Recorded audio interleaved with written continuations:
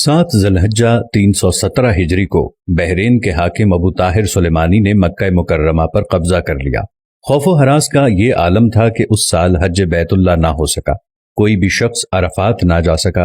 انا للہ و انا الیہ راجعون۔ یہ اسلام میں پہلا ایسا موقع تھا کہ حج بیت اللہ نہ ہو سکا۔ اسی ابو طاہر نے حجر اسود کو بیت اللہ سے نکالا اور اپنے ساتھ بحرین لے گیا۔ پھر بنو عباس کے خلیفہ مقتدر نے ابو طاہر سے معاہدہ کر کے فیصلہ کیا اور 3000 دینار دیا اور حجر اسود خانہ کعبہ کو واپس کیا گیا۔ یہ واپسی 339 کو ہوئی، گویا کہ 22 سال خانہ کعبہ حجر اسود سے خالی رہا۔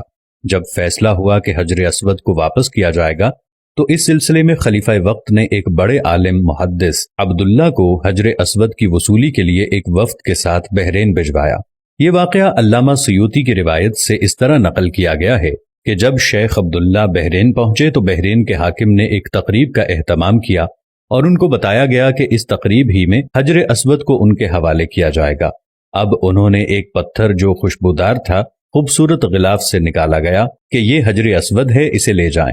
محدث عبداللہ نے فرمایا کہ نہیں، بلکہ حجر اسود میں 2 نشانیاں ہیں، اگر اس میں یہ نشانیاں پائی جائیں تو یہ حجر اسود ہوگا، ورنہ یہ حجر اسود نہیں ہے۔ ایک تو یہ کہ حجر اسود ڈوبتا نہیں ہے، دوسرا یہ کہ آگ سے بھی گرم نہیں ہوتا۔ اس پتھر کو جب پانی میں ڈالا گیا تو ڈوب گیا، پھر آگ میں اسے ڈالا گیا تو سخت گرم ہو گیا، یہاں تک کہ پھٹ گیا۔ محدث عبداللہ نے فرمایا یہ ہمارا حجر اسود نہیں۔ پھر دوسرا پتھر لایا گیا، اس کے ساتھ بھی یہی عمل ہوا اور وہ پانی میں ڈوب گیا اور آگ پر گرم ہو گیا۔ فرمایا کہ ہم اصل حجر اسود ہی لیں گے۔ پھر اصل حجر اسود لایا گیا اور آگ میں ڈالا گیا تو ٹھنڈا نکلا، پھر پانی میں ڈالا گیا تو پھول کی طرح پانی میں تیرنے لگا۔ تو محدث عبداللہ نے فرمایا یہی ہمارا حجر اسود ہے اور یہی خانہ کعبہ کی زینت ہے اور یہی جنت والا پتھر ہے۔ اس وقت ابو طاہر نے تعجب کیا اور پوچھا کہ یہ باتیں آپ کو کہاں سے ملی ہیں؟ تو محدث عبداللہ نے فرمایا کہ یہ باتیں ہمیں جناب رسول اللہ صلی اللہ علیہ وسلم سے ملی ہیں کہ حجر اسود پانی میں ڈوبے گا نہیں اور آگ سے گرم نہیں ہوگا، کیونکہ یہ پتھر جنت سے لایا گیا ہے اور اس پتھر کی یہ خاص خصوصیات ہیں کہ نہ ہی یہ پانی میں ڈوبے گا اور نہ ہی یہ آگ سے گرم ہوگا۔ ابو طاہر نے کہا کہ یہ دین روایات سے بڑا مضبوط ہے۔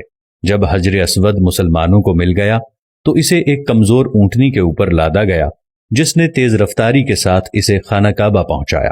اس اونٹنی میں زبردست قوت آ گئی کیونکہ حجر اسود اپنے مرکز بیت اللہ کی طرف جا رہا تھا، لیکن جب اسے خانہ کعبہ سے نکالا گیا تھا اور اسے بحرین کی طرف لے جا رہے تھے تو جس اونٹ پر لادا جاتا تھا وہ مر جاتا، حتیٰ کہ بحرین پہنچنے تک 40 اونٹ اس کے نیچے مر گئے اور ایک کمزور سی اونٹنی نے بحرین سے واپس بیت اللہ کی طرف وہ سفر بہت آسانی سے طے کر لیا۔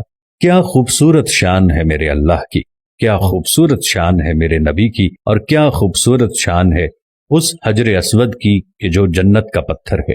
اللہ تعالی ہم سب کو، آپ دیکھنے والوں کو، تمام کو حجر اسود کی زیارت نصیب فرمائے، ہم سب کو خانہ کعبہ کی زیارت نصیب فرمائے، آمین ثم آمین۔